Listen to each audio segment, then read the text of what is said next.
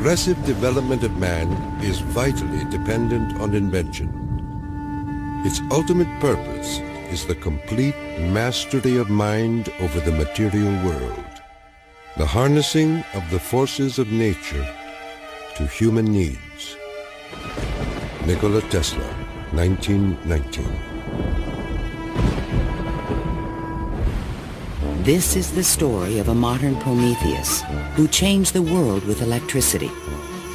It was Nikola Tesla who captured the power of Niagara Falls with his alternating current system and made it possible to transmit electricity to all of America and the world. It was Tesla who patented the technology for wireless communications that is used in all radio and television broadcasting.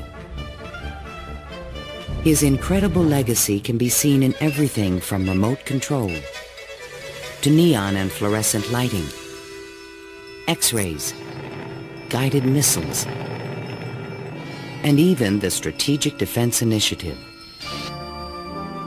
Yet somehow history has overlooked this remarkable man. Tesla was indeed a genius of the first magnitude. He was a technological visionary. He could envision great things and make them work. He was a foreigner, an immigrant who arrived in America with only his dreams. A proud and sometimes arrogant man, he worked and locked horns with some of the most powerful people of his day. Thomas Edison, who resented his ideas. Guglielmo Marconi, who capitalized on his inventions. George Westinghouse, who created the Westinghouse Electric Company with Tesla's patents. And the great financier, J. Pierpont Morgan, who supported and then abandoned him. At the height of his career, Tesla was one of the most famous men in the world. His inventions helped America grow into a powerful industrial nation. His ideas created billion-dollar corporations. But Tesla was not a practical man. Always driven toward the next great breakthrough, he failed to protect his commercial interests. In the end, others made fortunes with his inventions, and he wound up penniless and rejected. Money does not mean to me what it does to other men. All my money has been invested in inventions to make man's life a little easier. He was a visionary genius. There aren't many of them. And he was willing to give his life to his visions. We have to evolve means for obtaining energy from stores which are forever inexhaustible. What I intend to show you now, step by step, is how I finally reached my dream.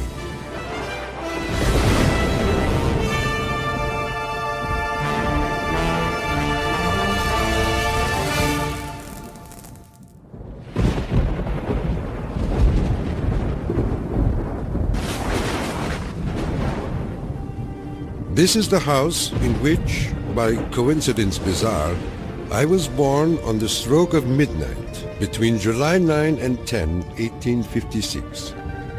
A fierce electrical storm raged that night.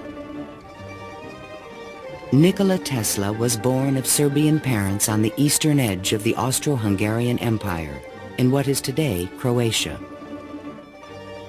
His father, Milutin, was an Orthodox priest who expected his son to follow him in the clergy.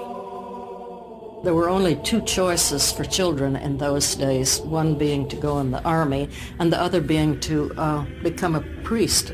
Tesla was not attracted by either of them, which was very distressing to his father. My father was a very erudite man. The training he gave me comprised of guessing one another's thoughts and repeating long passages of verse. My mother descended from one of the oldest Serbian families in the country. She invented and constructed all kinds of tools and devices and wove the finest designs from thread. Her fingers were nimble enough to tie 3 knots in an eyelash. Early on, Tesla began to demonstrate an extraordinary imagination. In my boyhood, I suffered from a peculiar affliction due to the appearance of images, often accompanied by strong flashes of light. I was quite unable to distinguish whether what I saw was tangible or not.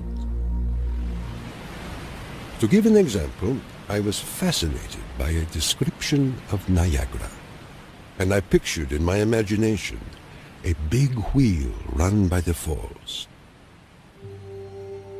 I told my uncle that one day I would go to America and carry out this scheme.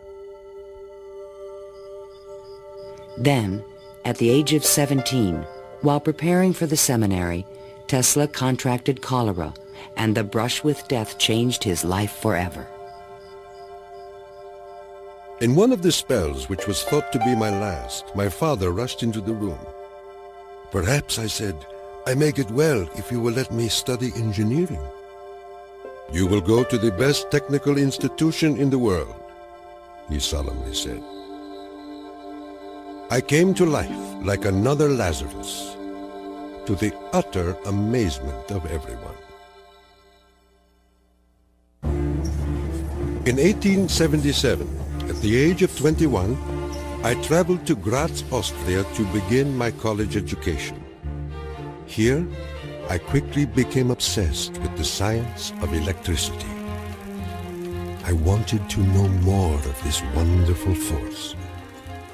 Every spark produced 1,000 echoes in my brain.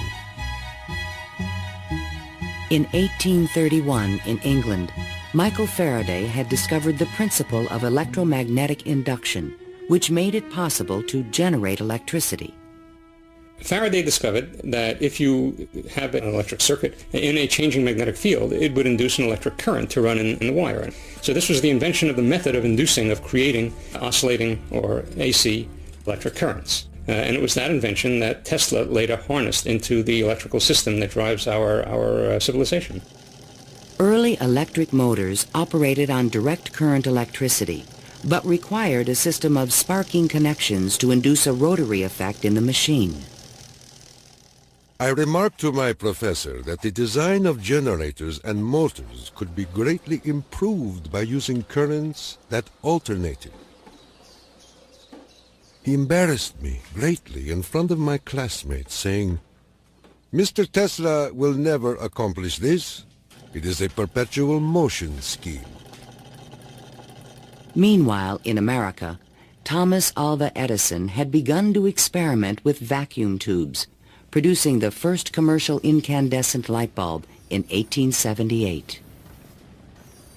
Edison and Tesla would soon cross paths in a gargantuan technological struggle between direct and alternating current electricity.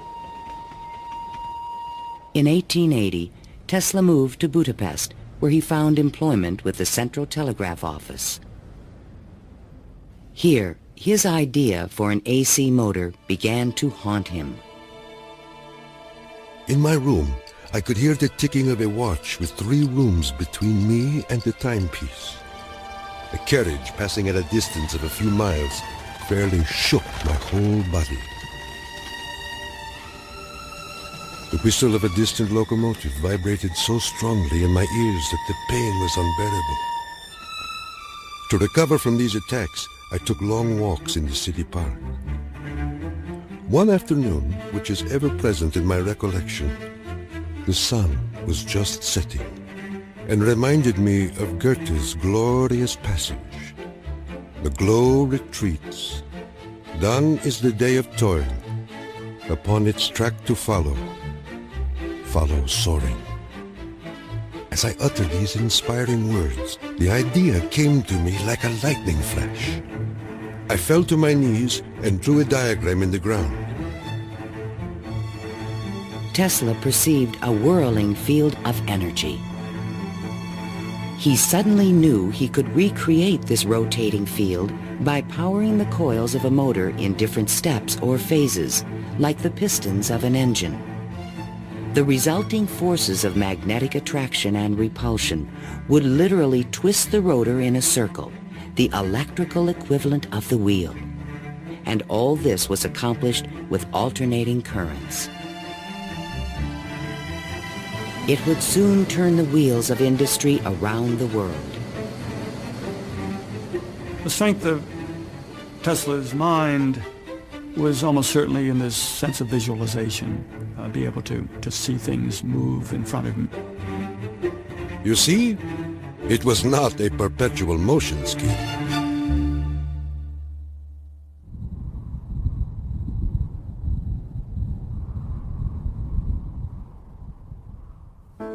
It had been the height of my ambition and my most ardent wish to see America and come in contact with the great Thomas Edison.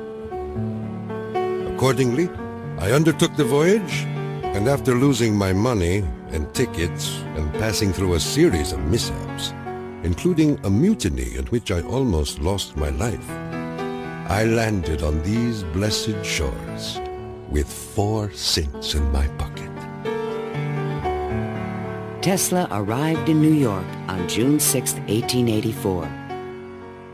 A 28-year-old immigrant, he was filled with dreams of success in this strange new land. In his pocket, he carried a letter of recommendation from Charles Batchelor, one of Edison's associates in Europe. My dear Edison, I know 2 great men, and you are one of them. The other is this young man. Tesla came to America because he had tried to get his alternating current motor produced in Germany, and I believe in France as well, without any success. And he realized that there was probably only one person in the world who could help him with it, and that was Thomas Edison. New York had had electricity since the late 1870s. Edison installed his first DC power station on Pearl Street, near the financial district, in 1882. He did this with help from the great Wall Street financier, J. Pierpont Morgan. But the system was far from perfect. Electricity was a very new thing. Most people didn't understand what it was all about. They were very afraid of it. There were fires breaking out. The horses on the streets would get shocks through their shoes and run away. So it was a very exciting time for Edison. I was thrilled to the marrow meeting Edison. This great man had revolutionized the world with his incandescent lamp. And I was burning to show him my motor that ran on alternating currents. Edison had built his business on the direct current system, and any talk of alternating currents was an aggravation to him. The problem with direct current is that you can't change the voltage. What you generate, that's what you get. And if you generated the power at too high a voltage, you would blow out lamps at the other end. If you generated the proper power for the lamps and you want to go any great distance, then you need copper wire that's as thick as your arm. And the Edison people said, well, that's all right. We'll just have a power station every mile or so. DC was sufficient to power lights and run motors, but it could not be transmitted efficiently over long distances. By raising and lowering the voltage, AC could solve the problem of distance, but a working AC motor did not exist. In spite of their differences, Edison hired Tesla to improve the performance of his DC generators. Tesla said he was promised $50,000 if he was successful. The offer seemed too good to be true. I entered the Edison Machine Works, where I undertook the design of DC dynamos and motors. My regular hours were from 10:30 a.m. till 5 a.m. the next day. When I completed the task, I went to Edison for payment, and he laughed. Edison was very amused by this. He said, "You just don't understand our American sense of humor, Mr. Tesla." So Tesla had had enough by that time, and he picked up his hat and walked out. Tesla paid dearly for his pride. I lived through a year of bitter tears and hard labor, digging ditches for Edison's underground cables. But he was still determined to develop his AC motor. With help from a group of investors, he opened a laboratory on Liberty Street, only a few blocks from Edison's offices. There, he began to assemble a prototype of the motor he had envisioned 7 years earlier. Along with it, he developed all the components of the system of AC power generation and transmission still used today. In May of 1888, Tesla was ready to unveil his motor to the world. The subject which I now have the pleasure of bringing to your notice is a novel motor which I am confident will at once establish the superior adaptability of alternating currents.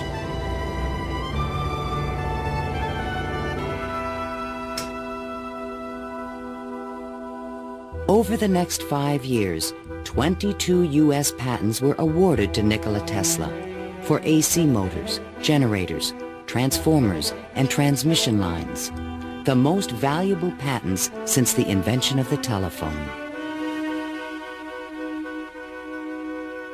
One of the few men who understood the great potential of Tesla's inventions was the Pittsburgh industrialist George Westinghouse.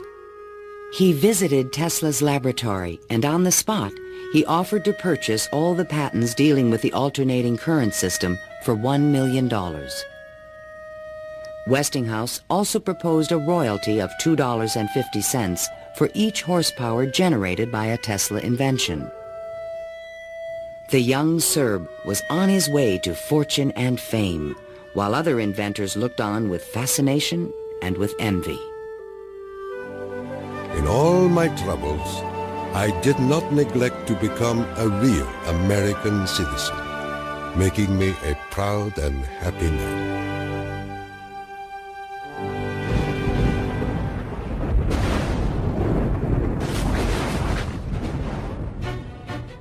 During the late 1880s, Edison began a negative media campaign to discredit the alternating current system of electricity being developed by Westinghouse and Tesla. It became known as the War of the Currents. My personal desire would be to prohibit entirely the use of alternating currents. They are as unnecessary as they are dangerous. Edison employees demonstrated the dangers of alternating current by electrocuting animals in public demonstrations. Just as certain as death, Westinghouse will kill a customer within 6 months after he puts in a system of any size. None of his plans worry me in the least. An Edison associate suggested using alternating current as a means of executing criminals. A test took place at New York's Auburn State Prison in 1890. Several gruesome attempts were required to kill the victim. Disgusted witnesses claimed his spinal cord burst into flame. The infliction of the death penalty is not only barbarous and inhuman, but unnecessary as a factor in the scheme of modern civilization. The War of the Currents came to a dramatic head in 1893. The Columbian Exposition in Chicago was to be the first World's Fair lighted by electricity.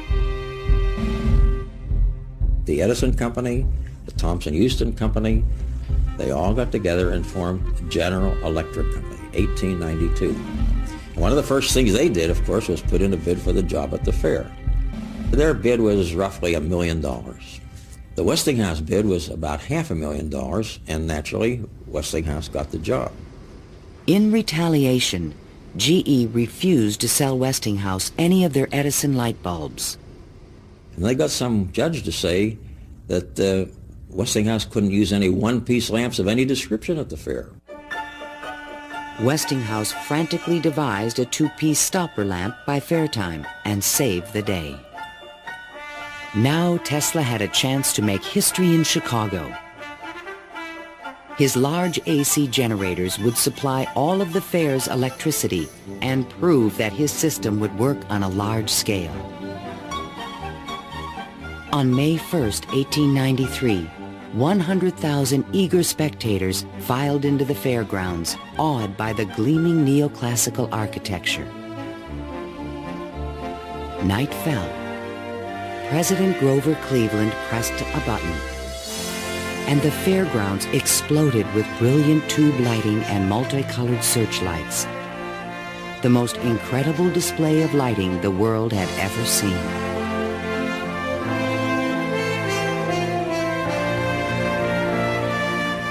In the great hall of electricity, the public could see that the Tesla Westinghouse system made it all possible.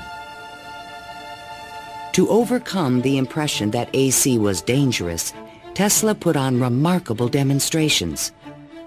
He created a device called the Egg of Columbus to show the rotating magnetic field created by his AC motor. In his room, he had cork-soled shoes on and a tuxedo and white tie and a top hat, and he would put his hand on a terminal which would flash electricity through his body, creating a great shower as his whole body was encompassed in flame, and people were quite impressed by this, to say the least. The Chicago Exposition left an indelible impression on the American imagination. This was the gleaming new city of the future, and it was powered by the inventions of Nikola Tesla.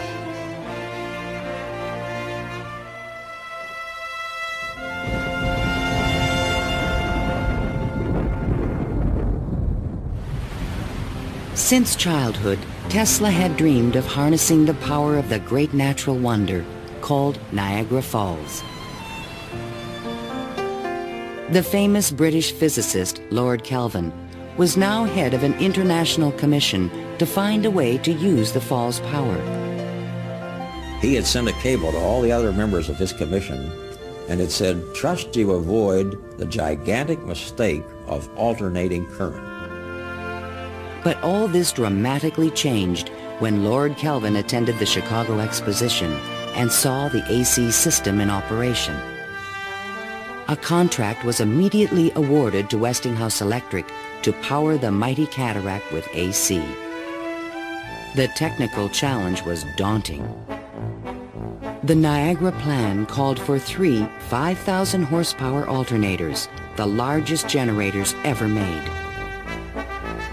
Tesla and Westinghouse engineers had heated disagreements about the operating frequency. Even when the system was finally installed, Tesla was the only person who was certain it would operate. The technical details have been completely worked out. All that now remains is for the switch to be thrown. In 1896, the system went online and the electrical age began. The waters of the upper Niagara turned enormous water turbines connected by shafts to the massive 5,000 horsepower generators. The current from the generators was stepped up with transformers to 22,000 volts and sent out over long-distance lines, then stepped back down to light municipalities and power motors of Tesla's design. The Niagara Falls Gazette proclaimed, "This morning, the streetcars of this city are moving by falls power. Hereafter, the falls must work to earn their living." Imagine my surprise when 30 years later I saw my boyhood plan carried out at Niagara and wondered at the unfathomable mystery of the mind.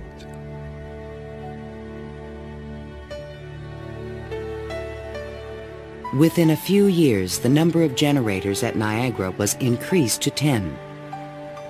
By the turn of the century, the power lines stretched 360 miles to New York City. the war of the currents was over and Tesla was the winner. By the time Tesla effectively arrives on the scene with his motor, Edison is out of the business. He's basically written out of his own company. This was something Edison would not soon forget. In spite of the success of AC, Westinghouse had overextended his company's resources, leading to severe financial difficulties.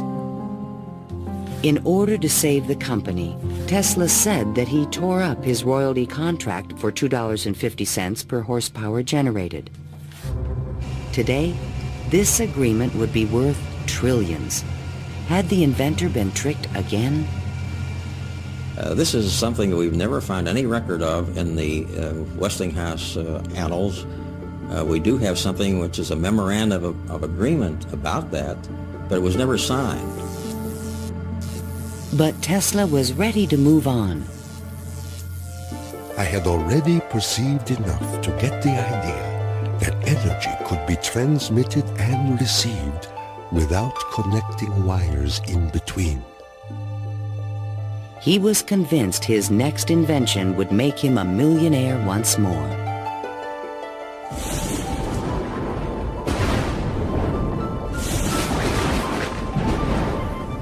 My services with Westinghouse being no longer essential, I resumed experimental work in a laboratory on Grand Street, where I began immediately the design of high-frequency machines.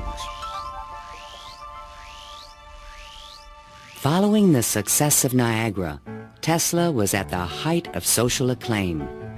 Everyone wanted to know more of this mysterious foreigner who was transforming the world with his electrical inventions. So far as personal appearance goes, no one can look upon him without feeling his force. His cheekbones are high and prominent, the mark of the Slav. His eyes are blue, deeply set, and they burn like balls of fire. Franklin Chester, the citizen. Why was he so well known and so popular? It's because the technological advances that he made were so directly related to the relief of the drudgery that people had to endure in their work lives. They could see what he did helped them personally. Every evening, Tesla showed up at Delmonico's, the most expensive restaurant in town, to be shown to his special table. He is fanatical about his dress, usually sporting a fine waistcoat, white leather gloves, and a derby hat on his head. He is meticulous about his health and drinks a glass of whiskey a day, saying it will increase his life expectancy to 150 years of age. Tesla hobnobbed with the leading politicians, millionaires, and celebrities of the era. This was the best way for independent inventors to find support for their projects. His friends were the New York elite, John Jacob Astor, William K. Vanderbilt, and the writer Mark Twain. I have just seen the drawings and description of an electrical machine lately patented by Mr. Tesla, which will revolutionize the whole electric business of the world. One of Tesla's closest friends was Robert Underwood Johnson, editor of the prestigious Century magazine. Johnson's wife was deeply in love with Tesla. My dear Nicky, do leave aside the millionaires and Fifth Avenue for some simple pleasures. From one distinguished only by a great weakness, Katherine Johnson. In fact, the world-famous inventor was also New York's most intriguing bachelor. The fact that he never married, I think, had almost nothing to do with his interest in women. It appeared that he was always very interested and was attractive to women. Many women sought his attention. The beautiful and wealthy socialite Flora Dodge, and even the famous French actress Sarah Bernhardt. But in spite of his charisma, Tesla was only interested in his inventions. He had so many phobias that he couldn't have had close relationships with women. He didn't like most of the jewelry that they wore or the perfume, and he couldn't bear to touch hair. And and in fact, he didn't like to shake hands. And so these are all things that do tend to discourage intimate relationships. The inventor even claimed that he destroyed his sexuality at the age of 40. A certain French actress kept coming to me and made it impossible for me to concentrate. It's a pity, too, for sometimes I feel so lonely.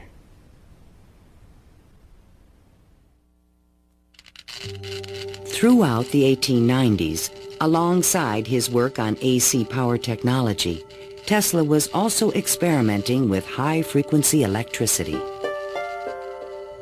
In 1873, James Clerk Maxwell in England had proven mathematically that light was electromagnetic radiation. Light was electricity, vibrating at an extremely high frequency. To explore this unknown world, Tesla invented a unique device, still known today as a Tesla coil. The Tesla coil is an instrument that can step up voltages to high voltages at high frequencies. That essentially transmits a radio signal. Tesla invited friends and potential investors to late-night demonstrations in his laboratory. In experiments, he would permit his guests to pass thousands of volts of electricity through their bodies to light a lamp or melt a wire in their hands. Mark Twain was always a willing subject. Thunder is good. Thunder is impressive. But it is lightning that does the work. Even today, it would be a little bit scary to go into Tesla's laboratory, and in those days when people didn't know anything about electricity, it must have been terrifying. With high frequencies, Tesla developed some of the first neon and fluorescent illumination. He also took the first X-ray photographs. But these discoveries quickly paled one day in 1890 when a vacuum tube illuminated in his hand without any wire connection. To me, it was the first evidence that I was transmitting energy through the air. This was the beginning of Tesla's lifelong obsession, the wireless transmission of energy.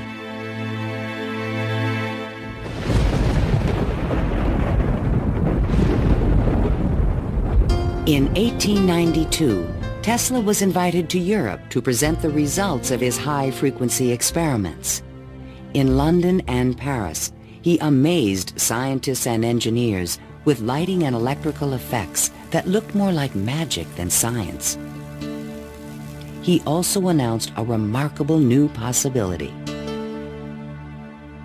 I would say a few words on a thought which fills my mind and concerns the welfare of all. I mean the transmission of intelligence and even power without the use of wires. I am becoming more convinced daily of the practicality of this scheme. The race for radio was about to begin. In 1888, the German physicist Heinrich Hertz had demonstrated that currents of high frequency emit electromagnetic waves, or radio waves, into space. But creating a practical means of wireless communication would require a quantum leap in imagination. Hertz created the first radio transmitter and the first receiver. He had showed that you could create an electrical signal in one place and detect it in another place with nothing in between. While in England, Tesla befriended Sir William Crookes, the discoverer of radiant matter. Crookes was a mystic and believed that human beings could communicate telepathically when they were attuned to high-frequency brainwaves. Tesla was skeptical, but one night in his bed he had a powerful and disturbing vision. I saw a cloud carrying angelic figures, one of whom gradually assumed the features of my mother. In that instant, a certitude, which no words can express, came upon me that my mother had died. And that was true. Tesla was convinced that he and his mother were tuned to the same frequency. His otherworldly experience would soon lead him to another revolutionary invention. On his return to New York in 1893, Tesla banished himself from social life and disappeared into his new laboratory on South Fifth Avenue. Following his uncanny intuition, he soon discovered that Tesla coils would transmit and receive powerful radio signals when they were tuned to resonate at the same frequency. Tuning is the key to all radio and television transmission.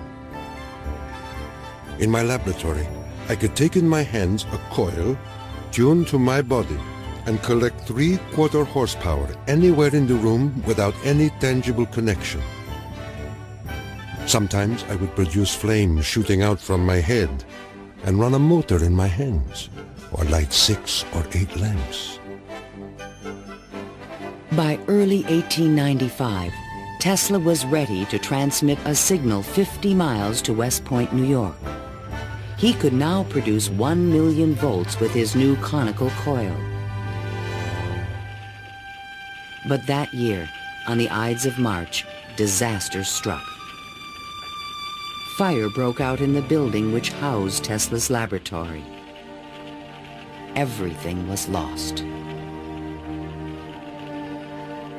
Utterly disheartened and broken in spirit, Nikola Tesla, one of the world's greatest electricians, returned to his room in the Gerlach yesterday morning and took to his bed. He has not arisen since.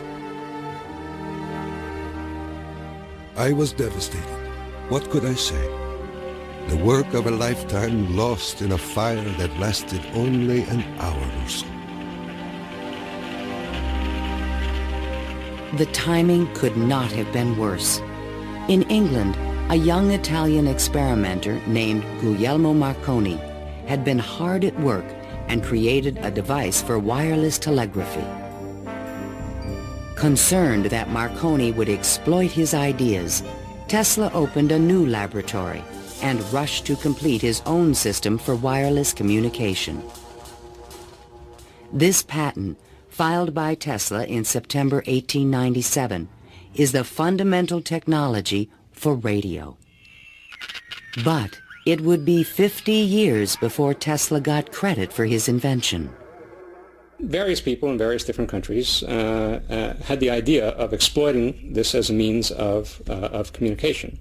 But I think Tesla was the one with the real vision, in which you would broadcast signals on a definite carrier frequency, and then you would have a series of antennas that were sensitive to one frequency only, tuned to a certain frequency, and would detect just one of these signals and make an intelligible transmission.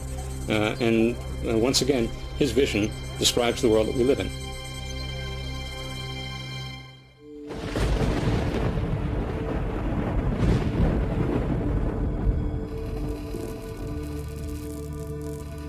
I was so blue and discouraged in those days that I do not believe I could have borne up but for the regular treatments of electricity which I applied to myself. It puts into a tired body what it needs most, life force. Following the destruction of his laboratory, Tesla developed a deeper interest in Eastern thought and spiritualism. Mr. Tesla was charmed to hear about the Vedantic prana and Akash and the Kalpis, which he claims are the only theories modern science can entertain. Inspired by the Hindu teacher Swami Vivekananda, Tesla began to look at the universe as a symphony of vibrations and waves. We are whirling through endless space with an inconceivable speed. Everything is spinning. Everywhere there is energy. There must be some way of availing ourselves of this energy more completely. In 1898, an unusual experiment took place in Tesla's laboratory. He attached a small mechanical oscillator to an iron pillar. Precisely timed pulses from the device made the entire building tremble. Windows started crashing around the area, and he, being at the epicenter, didn't notice anything happening until some police came bursting into his laboratory. It was just at the moment where he'd picked up a sledgehammer and broken the oscillator. He just said to the policemen that how too bad that they had just missed an interesting experiment. Tesla was, I would say, obsessed with frequency, the notion of resonance. The story where he takes the device and puts it on the girder in his office and, gets the frequency of the building and supposedly, it's an apocryphal story, I'm sure, but it gets right at the core that, hey, if I've got the right frequency, I can move the world. And indeed, he talks about the frequency of the Earth, and that if he can do that, he can, almost literally split the Earth in half. Meanwhile, Marconi was doing more practical things and succeeded in transmitting a signal 5 miles on the Salisbury Plain in England. Not to be outdone, Tesla decided to introduce an entirely new invention. In a specially constructed pool, potential backers were amazed to see the inventor controlling the motions of a small mechanical boat with no wires attached to it. This was the world's first radio-controlled device. The machine even seemed to think. Someone threw out the question, what is the cube root of 64? And 4 flashes came back. The audience was so surprised, Tesla had to remove the lid to prove no one was inside. Tesla developed his radio-controlled boat in 1898 and patented it and thought it was an armament for war. He rationalized this as a means of ending war. The military who looked at it thought it was too complicated and vulnerable. Soon after the demonstration, Mark Twain wrote from Austria. Dear Mr. Tesla, have you the Austrian and English patents on that destructive terror which you have been inventing, and thus make war henceforth impossible? If so, won't you set a price on them and commission me to sell them? Sincerely yours, Mark Twain. But I have no desire to be remembered as the inventor of a purely destructive device. I prefer to be remembered as the inventor who abolished war. That will be my highest pride.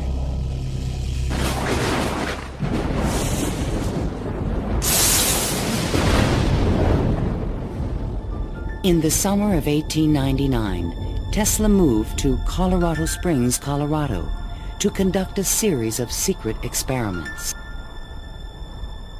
He told curious local reporters that he intended to send a wireless message from Pikes Peak to Paris for the Paris Exposition of 1900. But his plans were even more ambitious. I came to the conclusion that it would be ultimately possible, with very little elevation, to transmit electrical power through the upper atmosphere. Just outside the city, he constructed an experimental station with sliding roof panels. A quote in Italian from Dante's Inferno hung by the entrance of the strange wooden structure. It read, "Abandon hope, all ye who enter here." During the construction phase, Tesla studied lightning. Now, I can understand Tesla's fascination with it, because what happens in lightning is that electricity is being transmitted from one place to another. Electric power, not just electric signals, but real electric power is being transmitted from one place to another. And the way it happens is that the air itself breaks down, it ionizes, it becomes what we call a plasma, and therefore, for a moment, it's a conductor, and it's actually conducting electricity just the way an electric wire conducts electricity. Inside the station, he began to assemble the largest Tesla coil ever built, which he called the magnifying transmitter. An antenna rose 145 feet above the building, crowned with a copper foil sphere. The entire station was, in effect, a machine to create lightning.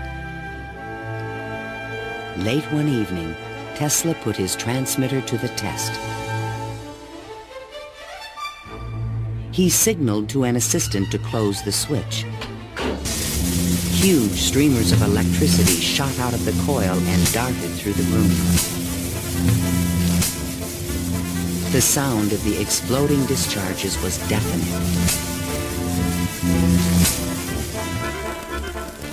Outside, above the building, bursts of artificial lightning, more than 100 feet long, began to shoot out at the ball atop the antenna.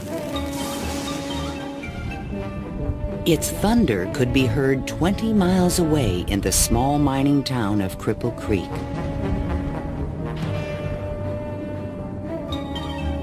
Suddenly, the lightning stopped, and the entire city of Colorado Springs was plunged into darkness. The experiment had set fire to and destroyed the local power company's generator. Residents were furious and began to fear this mysterious stranger. Undaunted, Tesla continued his wireless power experiments for 6 more months. Late one night, an unusual event took place. Tesla noticed a repeating signal being received by his apparatus. To his own amazement, he believed it was an extraterrestrial communication. In a letter to the American Red Cross, he wrote, "Brothers, we have a message from another world. It reads, 1, 2, 3. The press had a field day. If the mystical 1, 2, 3 was impulsed from Mars, as Tesla says, they certainly showed most excellent taste in choosing Colorado Springs. It is a rule in inventional science. When you're going to tell one, tell a good one. And men have become great in this way.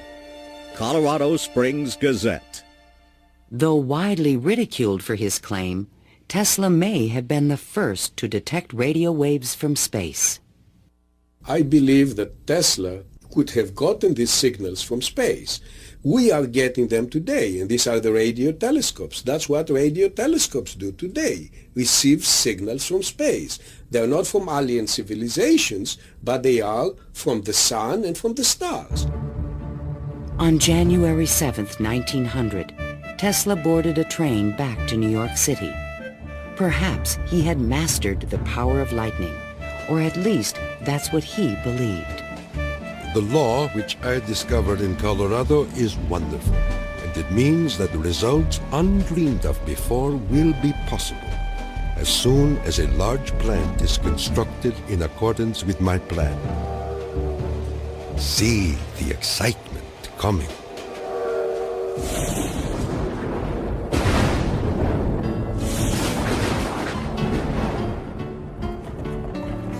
When Tesla arrived home, it was a brand new century.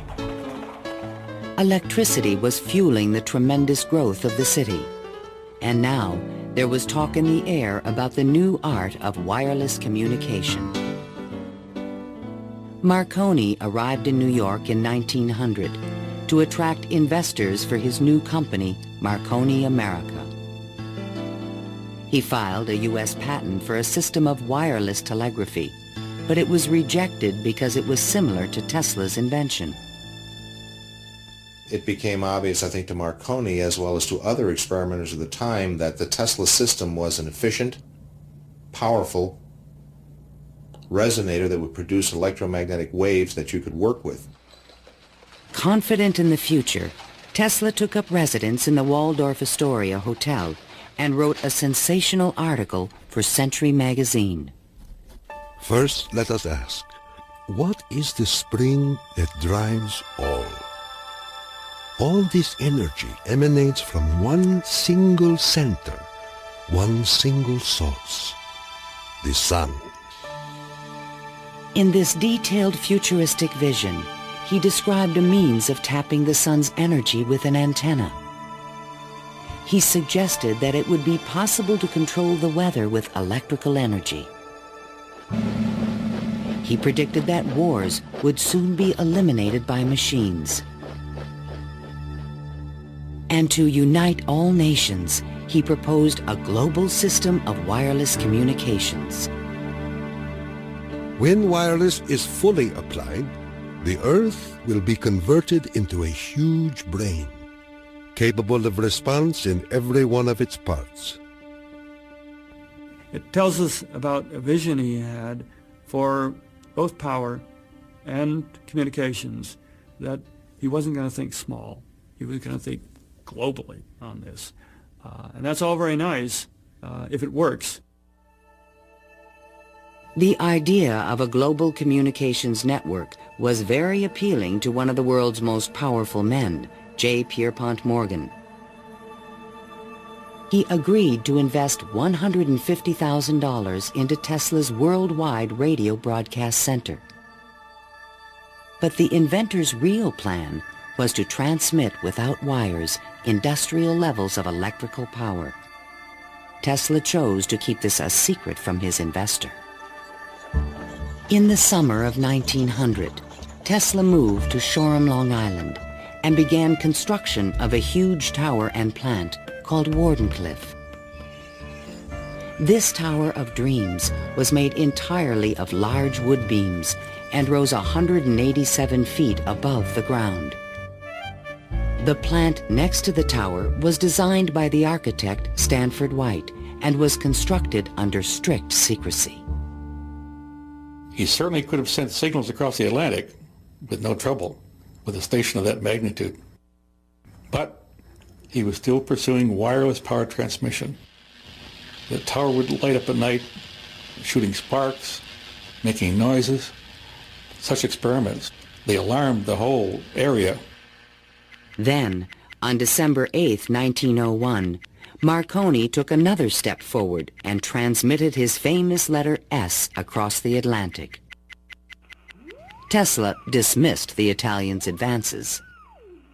Marconi is a good fellow. Let him continue. He is using 17 of my patents.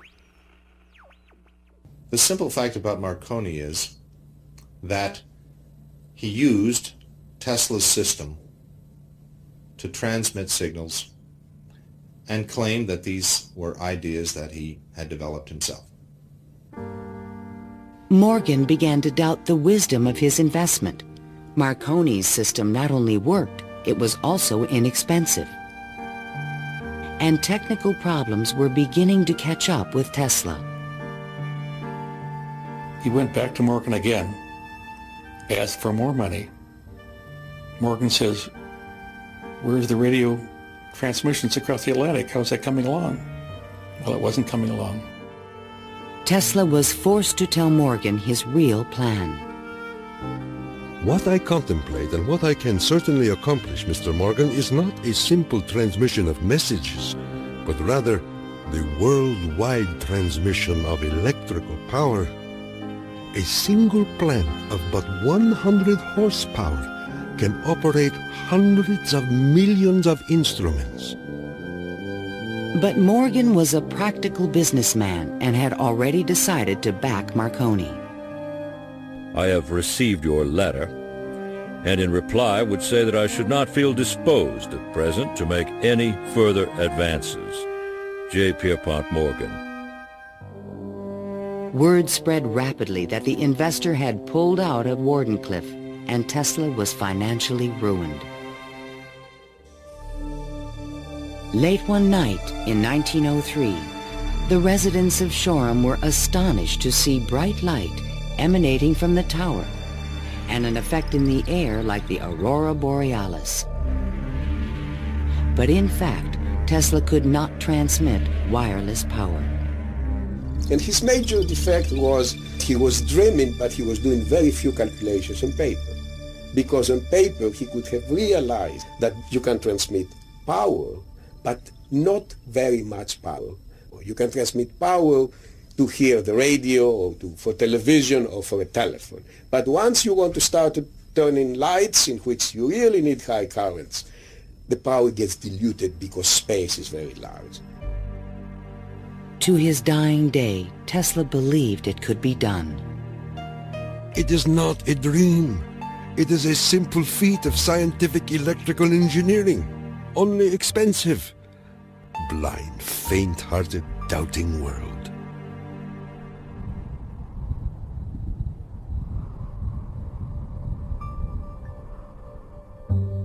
Wardenclyffe marked a turning point in Tesla's career.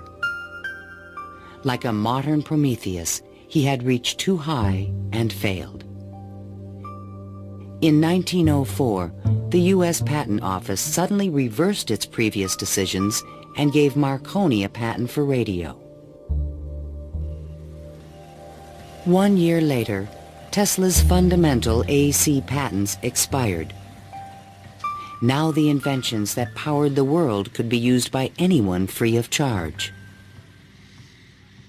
The public didn't realize that he had made this invention that had made billionaires out of corporations, and that he himself was broke. With no money to carry on his work, Tesla began to sink into an isolated world. He was totally disinterested in business. I think it not necessarily bored him, but he didn't make the relationship between the importance of business and the importance of his invention and discovery. Occasionally, he was seen in public parks feeding the pigeons. These are my sincere friends. Tesla's melancholy turned to anger in 1909 when Marconi was awarded a Nobel Prize. Mr. Marconi is a donkey. The question of Tesla and radio is certainly a very interesting one. It's clear that Tesla, in terms of certain basic notions of radio, was very early, if not first, in expressing them and even of getting of taking them to the patent stage. In desperate need of money, Tesla brought suit against the Marconi company, claiming that his patent rights had been infringed. But he lacked the resources to wage a legal battle with a large corporation, and ultimately gave up. Marconi had received the Nobel Prize for work that Tesla correctly believed to be his own. I suppose everything is fair in wireless as in warfare. In 1915, the Nobel Prize entered Tesla's life once again. The Swedish government has decided to distribute the Nobel Prizes next week as follows. Physics, Thomas A. Edison and Nikola Tesla. Even Tesla was surprised by the front-page announcement in the New York Times. I have concluded the honor conferred upon me concerns the transmission of electrical energy without wires. But 1 week later, the award was given to William H. Bragg of Oxford, England, for his work with X-rays and crystal structure. The embarrassing situation was never really explained.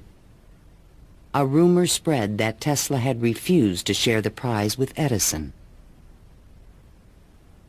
The difference that the Nobel Prize could have made in Tesla's life soon became evident.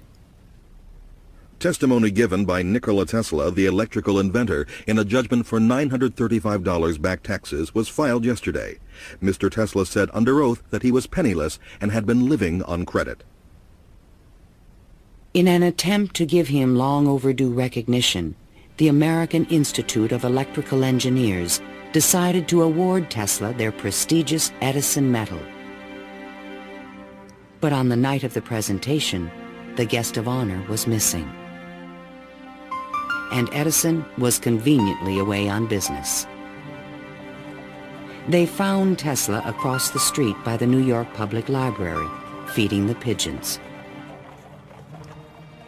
Later that night, he was persuaded to accept his medal and announced that he had finally completed his invention to transmit wireless power. The energy goes to a distant place, and you will see something like the aurora borealis. To conclude, we are coming to great results. The audience thought Tesla was losing touch with reality.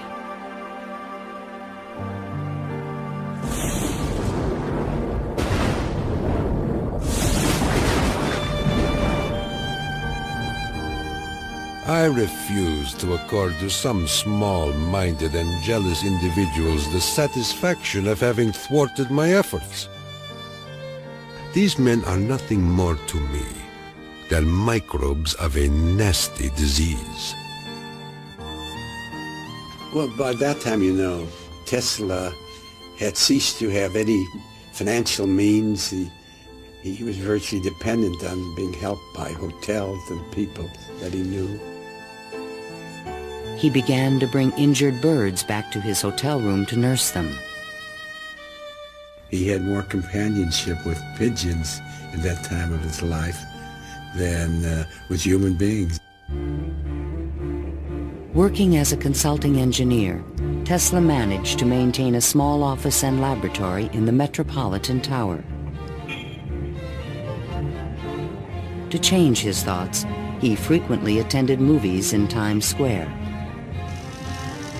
Here he could see his futuristic ideas appearing on the screen. But his ideas were only accepted in science fiction movies and magazines. In 1924, there was a news report that while at Colorado Springs, Tesla had invented a death ray machine that shot bolts of lightning. The inventor was strangely quiet on the topic. Meanwhile, a new scientific star, Albert Einstein, had captured the world's attention with his theory of relativity.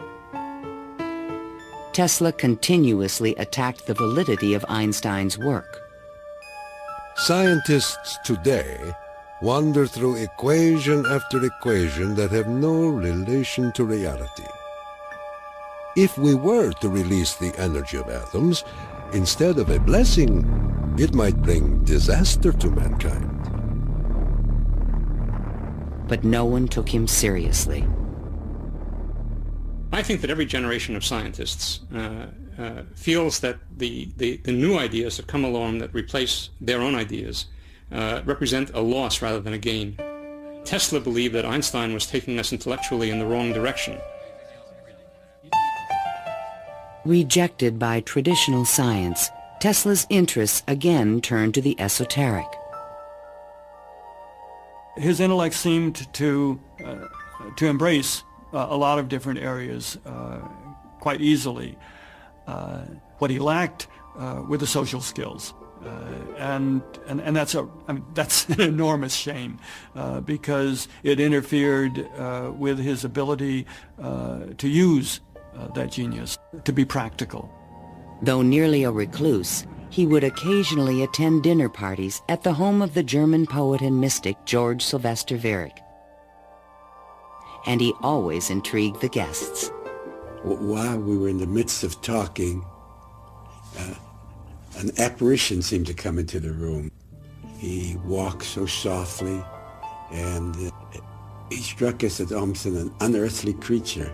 And he talked of all sorts of, seemed to me at that time, unreal things, more in the nature of the psychic rather than the scientific.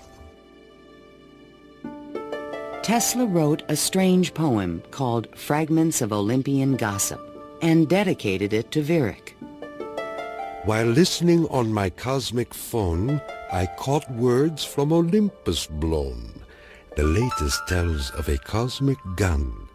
To be pelted is very poor fun. The meaning of the poem would soon be explained.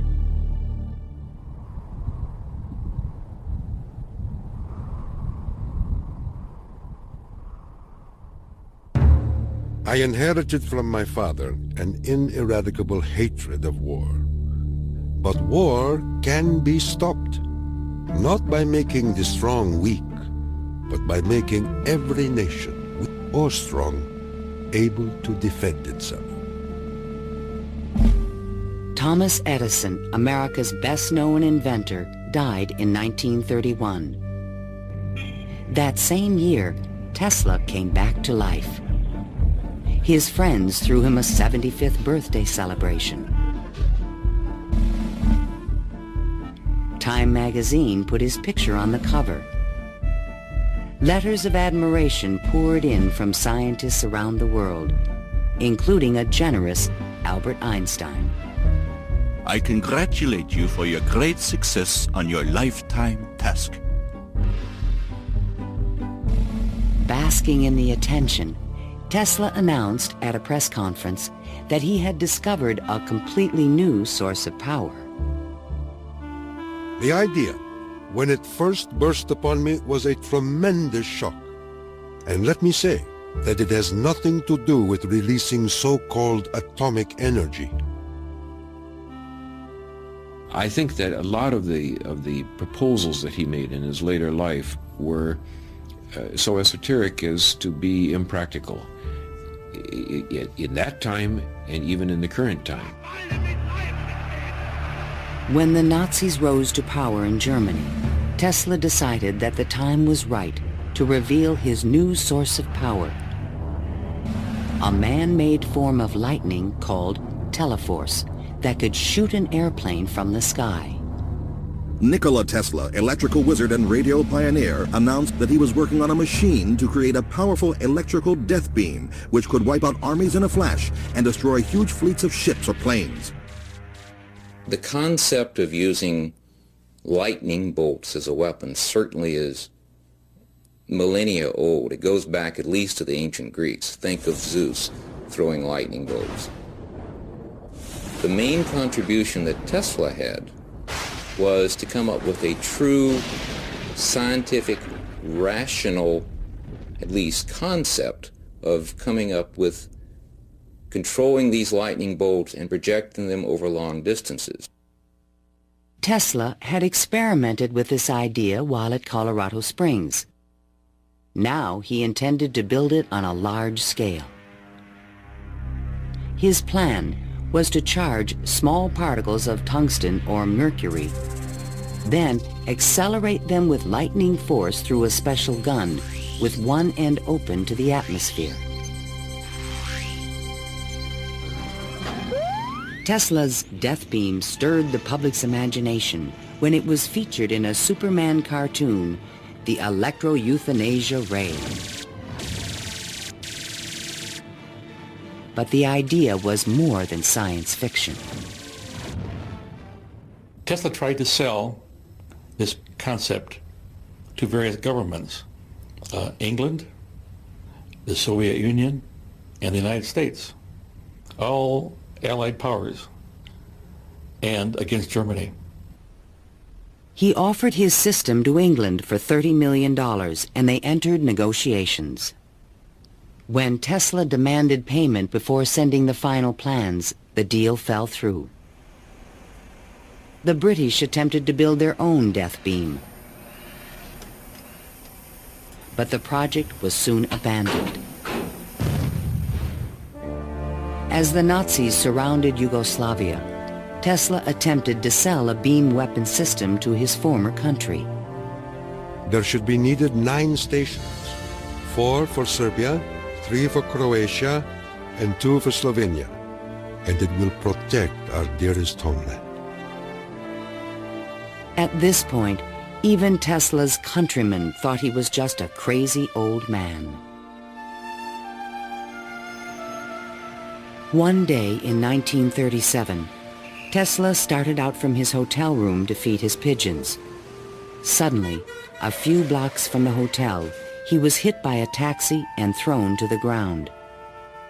3 of his ribs were broken. He was 81 years old. Remembering what he did for their company, Westinghouse executives agreed to pay his room and board for the rest of his life. The inventor also received a small stipend from the Yugoslav government. During the Christmas season of 1942, Tesla's death was imminent. Again, he attempted to interest the United States in his beam weapon concept. At the recommendation of 2 government engineers, a meeting of high-level officials was scheduled at the White House for January 8, 1943, to consider his plans. But the meeting never took place. Nikola Tesla, inventor of the Tesla coil, the induction motor, and hundreds of other electrical devices, died last night in his suite at the Hotel New Yorker.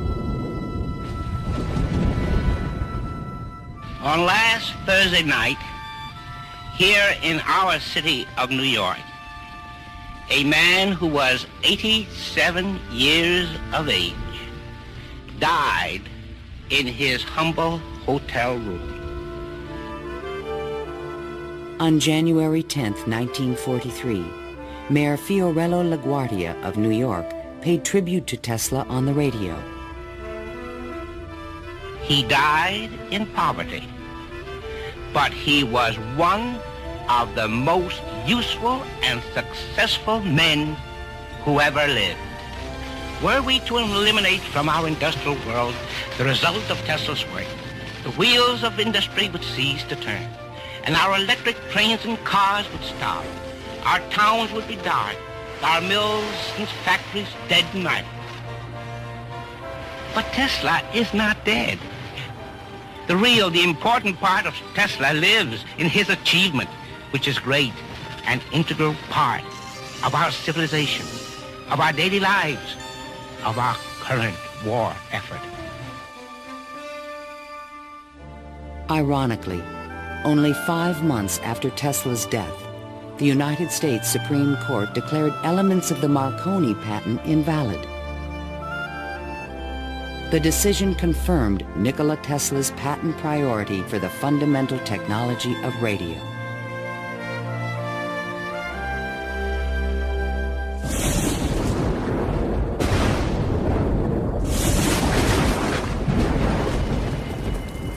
Unknown subjects, equipment, experiments, and research of Nikola Tesla, deceased, espionage.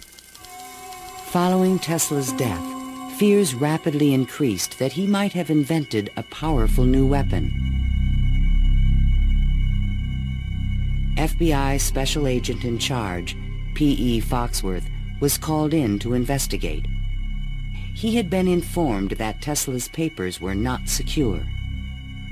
Tesla is reported to have completed and perfected his experiments in the radio transmission of electrical power, commonly referred to as the death ray. A distant relative of Tesla, named Sava Kosanovich, is taking steps to get possession of these important documents and plans. Tesla's nephew, Kosanovich, was an up-and-coming Yugoslav diplomat with suspected connections with the communists. He insisted that his uncle's effects be returned to Yugoslavia. Kosanovich had asked the locksmith to come and open the safe, thinking there might be a testament, a will, in the safe. A will was never located. And there was a lot of talk then about secret weapons and negotiations with the USSR. There was all kind of talk, you know. Shortly before his death, Tesla showed a delivery boy a box in his room that he said contained a powerful weapon. A number of people called me and asked me, did I see in the hotel room a certain kind of a box, you know? They were looking for some secret contraption that Tesla had invented. I never saw anything like that. The U.S. Office of Alien Property immediately seized all of Tesla's possessions until their ownership could be established. There's every evidence that they did look through all his papers, because the papers were not in order and certain things were missing.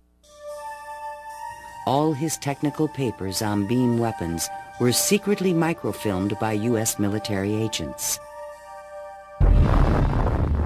On August 6, 1945, the first atomic bomb was exploded on Hiroshima, Japan. Soon after, the bomb would be in the Soviets' hands. During this period, copies of Tesla's papers on the beam weapon were shipped to Wright Field in Dayton, Ohio. There, a top-secret research program began called Project Nick to find a defense against nuclear missile attack. Copies of some of his papers were sent to Wright-Patterson in 1945, not to my facility, not even the predecessor of my facility, but to another part of the base for analysis. And then they vanished. Nobody seems to know what happened to them. In 1952, Sava Kasanovich obtained permission from U.S. authorities to return Tesla's estate, still stored in New York, to the inventor's homeland. I personally believe that the U.S. government may have overlooked some things of value in the Tesla papers before they were released to the Yugoslav government. A Tesla museum was opened in Belgrade by Yugoslavia's president, Marshal Tito. But during the Cold War, the museum was off limits to Western scientists and scholars.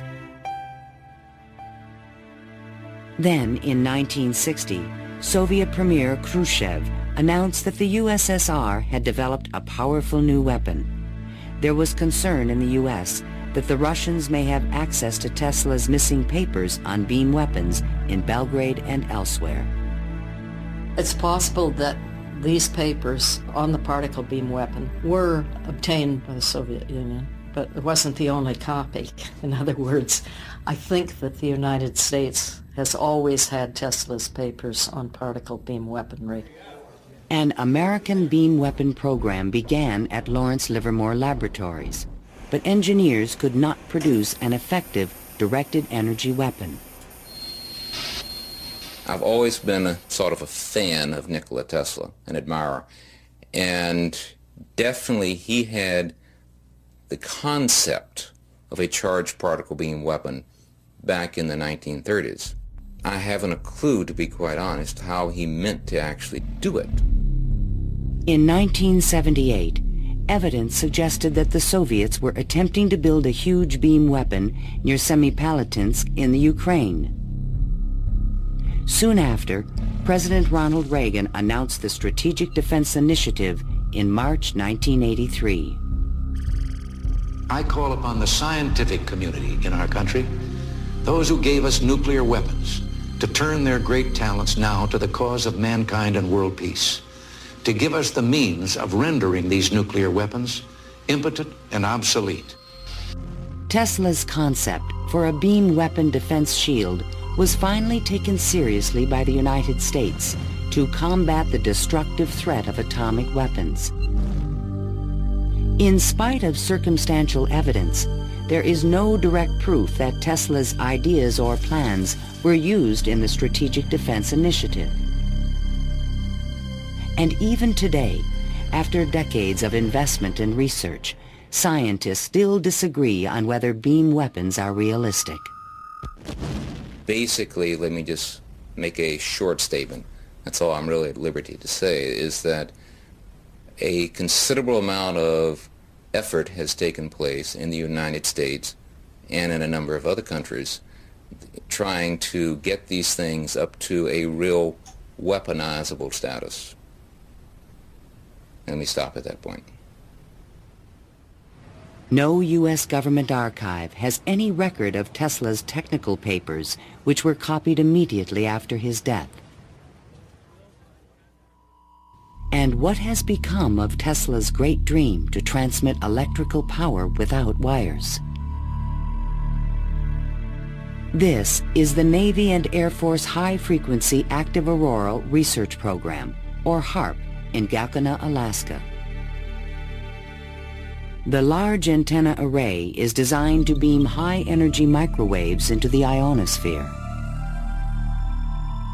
Tesla was his genius because way before anybody knew or even understood the physics of the Earth and what we call today the ionosphere, which is a layer of ionized particles about 80 kilometers above the Earth, he conceived it and he tried to use it to produce a variety of new concepts. The HARP project evolved from a patent filed in 1987 in which Tesla's work is referenced. It proposed using the ionosphere like an enormous electrical circuit to transmit power around the planet. It even described a means of changing the weather by superheating portions of the upper atmosphere with microwave energy. Tesla proposed that it might be possible to modify the weather by using radio waves. I believe that this is impossible. Ionospheric modification is still in its early experimental stages, but microwave technology has already made it possible to transmit wireless power with the use of satellites. We go to Alaska, and in Alaska there is natural gas.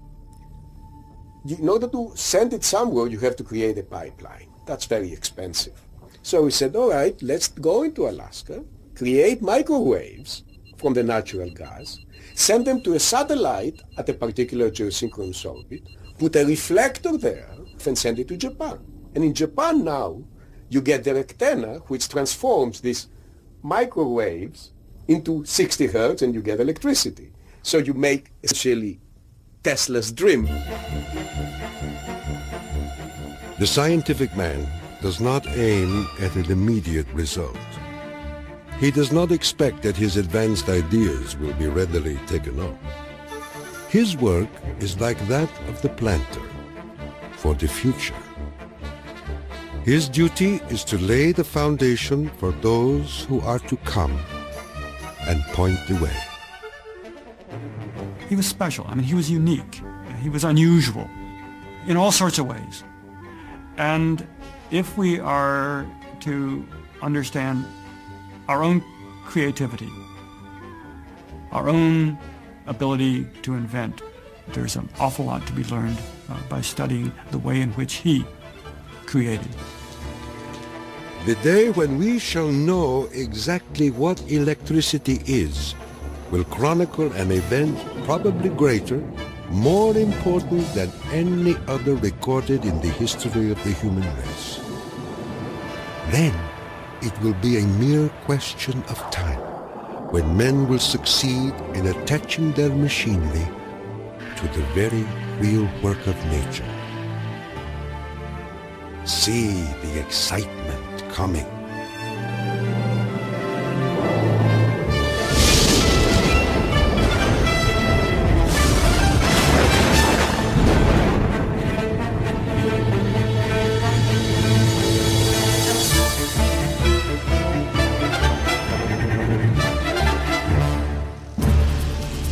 To learn more about Nikola Tesla, visit PBS online at pbs.org.